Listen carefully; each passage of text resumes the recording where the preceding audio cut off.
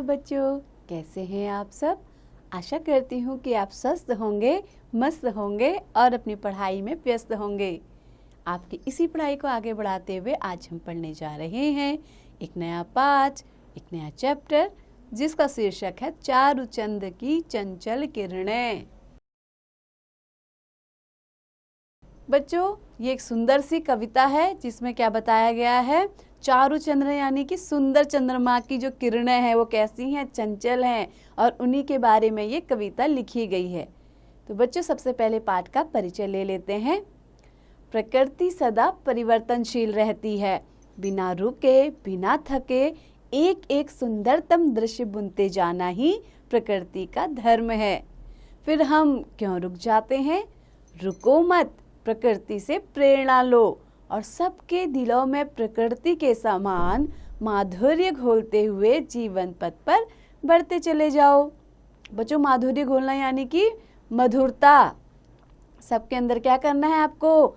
मधुरता की मिठास को घोलना है और अपने जीवन पथ पर आगे बढ़ना है। तो बच्चों, आइए शुरू करते हैं इस कविता को। चारुचंद की चंचल किरणें खेल रही है जल थल में, स्वच्छ चांदनी बिछी हुई है अवनी और अंबर तल में। तो बच्चों, प्रस्तुत पंक्तियों में कवि चारुचंद्र यानी कि सुंदर, चारु यानी कि सुंदर, चंद्र यानी चंद्रमा की चंचल किरणों के बारे में बता रहा है। चंचल यानी कि मनमौजी। खेल रही है जल थल में, जो कहाँ खेल रही हैं? जल और थल में। जल यानी कि पानी और थल क्या है? जो हमारी धरती का स्थल भाग होता है। तो क्या है, जब रात को चंद्रमा आता है तो उसकी जो किरणें हैं वो क्या है, जैसे तालाब, झील, नदी, उसमें भी क्या दिखाई देती हैं? ऐसा लगता है कि जैसे वो खेल रही हैं। और थल यानी कि इस धरती पर भी ऐसा लगता है जैसे वो कोई खेल कर रही हैं। स्वच्छ चांदनी बिछी हुई है। स्वच्छ यानी कि बिल्कुल साफ, चांदनी यानी कि जो चंद्रमा से निकलने वाली रोशनी है उसको कहते हैं चांदनी। ऐसा लग रहा है मानो जैसे सफेद चांदनी, स्वच्छ चांदनी, साफ चांदनी क्या कर रही है? अवनी यानी कि धरती पर और अंबर यानी कि आकाश पर। तो इस धरती की और आकाश के तल में ऐसा लग रहा है मानो चारों ओर एक साफ स्वच्छ चांदनी चारों ओर बिछ गई है। तो बच्चों, आगे बढ़ते हैं। पुलक प्रकट करती है धरती हरित तृणों की नोकों से। तो बच्चों, कवि क्या कह रहा है इन पंक्तियों में? कवि कहता है कि पुलक यानी कि आनंद कौन करती है प्रकट? धरती आनंद को प्रकट करती है, यानी कि ऐसा लगता है कि जैसे वो बहुत ही आनंदित हो रही है, बहुत ही खुश हो रही है। हरित तृणों की नोकों से। हरित यानी कि हरे रंग के, तृण यानी कि घास की नोकों पे। तो बच्चों, जैसे ही रात हो जाती है तो जो हरी हरी घास होती है उसके जो नोक होती है ऊपर, उसमें क्या होते हैं? ओस की बूंदें गिरी रहती हैं। उससे ऐसा लगता है, और जब उस पर चांदनी पड़ती है तो क्या वो मोती की तरह चमकने लगते हैं। तो ऐसा लग रहा है मानो धरती अपनी प्रसन्नता को प्रकट कर रही है। मानो झूम रहे हैं तरु भी। तरु यानी कि पेड़। मंद पवन यानी कि धीमे धीमे चलने वाली हवा। तो मानो झूम रहे हैं तरु भी, और ऐसा लग रहा है मानो सभी पेड़ धीरे धीरे चलने वाली हवा के झोंकों से झूमने लगे हैं। बच्चों, आगे बढ़ते हैं। क्या ही स्वच्छ चांदनी है यह, है क्या ही निस्तब्ध निशा, है स्वच्छंद सुमंद गंध वह, निरानंद है कौन दिशा। तो बच्चों, इस पद्यांश में कवि कहता है कि क्या ही स्वच्छ चांदनी है यह, ये कितनी सुंदर, कितनी साफ सुथरी, कितनी स्वच्छ धवल चांदनी है। यानी कि जो चांद का प्रकाश है वो कितना एकदम श्वेत है, कितना साफ है क्या ही निस्तब्ध निशा। बच्चों, निस्तब्ध यानी कि शांत और निशा यानी कि रात। तो क्या है? रात एकदम से क्या है? सुनसान, शांत है स्वच्छंद सुमंद गंध वह। स्वच्छंद यानी कि साफ सुथरी, सुमंद गंध। एक क्या है? धीमे धीमे किसी प्रकार की कोई गंध या खुशबू आ रही है जो चारों तरफ फैली हुई है। निरानंद है कौन दिशा। हम कैसे बताएं? निरानंद, निर प्लस आनंद, यानी कि हम कैसे बताएं कि किस दिशा में आनंद व्याप्त नहीं है। अर्थात चारों दिशाओं में आनंद ही आनंद है। बंद नहीं अब भी चलते हैं नियति नट के कार्यकलाप, पर कितने एकांत भाव से, कितने शांत और चुपचाप। तो बच्चों कवि क्या कह रहा है कि देखो रात तो हो गई है लेकिन अभी भी क्या है, बंद नहीं अब भी चलते हैं। क्या चलते हैं? नियति नटी। नियति यानी कि आपकी भाग्य। नियति नटी का अर्थ है यहाँ पे भाग्य का लेखा। कार्यकलाप मतलब क्रियाकलाप या कार्य।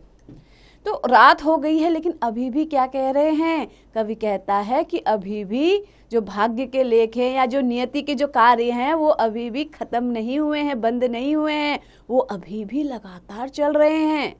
पर कितने एकांत भाव से, कितने शांत और चुपचाप। लेकिन वो कितने एकांत यानी कि ऐसा भाव जब आप क्या होते हैं, अकेले होते हैं, शांत और चुपचाप। लेकिन वो सारे जो भी कार्यकलाप हैं या जो भी क्रियाकलाप है वो क्या हो रहे हैं, बहुत ही शांति के साथ, बहुत ही चुपचाप और एकांत भाव से हो रहे हैं। तो बच्चों आगे बढ़ते हैं। है बिखेर देती वसुंधरा मोती सबके सोने पर, रवि बटोर लेता है उनको सदा सवेरा होने पर। तो बच्चों इस पद्यांश में कवि कहता है कि है बिखेर देती वसुंधरा। वसुंधरा यानी कि पृथ्वी। तो पृथ्वी क्या करती है, जैसे ही रात हो जाती है और सब लोग क्या करते हैं, सो जाते हैं सोने पर, तो क्या कर देती है, मोती को बिखेर देती है। ऐसा लगता है कि जैसे वसुंधरा सबके सो जाने पर क्या कर रही है, पूरी धरती पर मोती बिखेर रही है। यानी कि आपको पता है कि रात को पाला गिरता है, ओस पड़ती है, तो सुबह क्या है, रवि बटोर लेता है उनको। रवि यानी कि सूरज। और जब सुबह सूरज आता है तो जितनी भी पाला या जो ओस की बूंदें होती है वो वाष्पित होकर कहाँ चली जाती हैं, सूर्य के पास चली जाती हैं। तो सुबह सुबह जब सूरज आता है वो क्या कर लेता है, वो सभी मोती रूपी ओस की बूंदों को सवेरे होने पर बटोर लेता है, यानी कि इकट्ठा कर लेता है सदा सवेरा होने पर। तो बच्चों अगला पद्यांश है, और विरामदायिनी अपनी संध्या को दे जाता है, शून्य श्याम तनु जिससे उसका नया रूप छलकाता है। तो बच्चों और विरामदायिनी अपनी संध्या को दे जाता है, तो क्या करता है, विरामदायिनी यानी कि जो अब आराम कर रही है, विरामदायिनी अपनी संध्या को। अब क्या, सुबह जब सूरज आया उसने क्या किया, सारी ओस की बूंदें क्या हुई, वाष्पित होकर के गायब हो गई। लेकिन जैसे ही संध्या का समय आया तो वो क्या होती हैं, पुनः पाला गिरने लगता है या फिर ओस पड़ने लगती है, तो संध्या को दे जाता है। शून्य श्याम तनु। बच्चों तनु यानी कि तन यानी कि शरीर। शून्य श्याम, श्याम यानी कि काला, और क्या, शून्य यानी कि खाली। ऐसा काला खाली शरीर जिससे उसका नया रूप छलकाता है। तो क्या होता है, जिससे उसका नया रूप यानी कि एक प्रकार का नया रूप हमें दिखाई पड़ता है। तो बच्चों ये सुंदर सी प्यारी सी कविता लिखी थी मैथिली शरण गुप्त जी ने। इस कविता के लेखक हैं मैथिली शरण गुप्त। आशा करती हूँ कि बच्चों इस कविता का भावार्थ आपको अच्छे से समझ में आ गया होगा। आप बड़ी क्लास के बच्चे हैं, इसमें आपको पहले संदर्भ लिखना होता है, फिर प्रसंग लिखना होता है और फिर उसकी व्याख्या करनी होती है। तो बच्चों जब संदर्भ होता है तो वहाँ पे क्या करते हैं कि हमारी पाठ्यपुस्तक, जो भी आपकी पाठ्यपुस्तक का नाम है, इससे यह कविता ली गई है और इसके लेखक हैं मैथिली शरण गुप्त। उसके बाद आपको जो भी पद्यांश यानी कि पद्य का अंश दिया जाता है, जो भी पंक्तियाँ आपको दी जाती हैं, उसमें मुख्य भाव क्या छिपा है ये आप लिखते हैं प्रसंग में। प्रसंग में आपको उसका मूल लिखना है, फिर भावार्थ में आपको उसके एक एक शब्द का जो भी अर्थ होता है उस पंक्ति का भावार्थ आपको समझाना होता है। तो बच्चों आशा करती हूँ कि आपको अच्छे से पाठ समझ में आ गया होगा। तो ऐसे ही पढ़ते रहिए, आगे बढ़ते रहिए और हाँ, इसका अभ्यास बार बार कीजिए।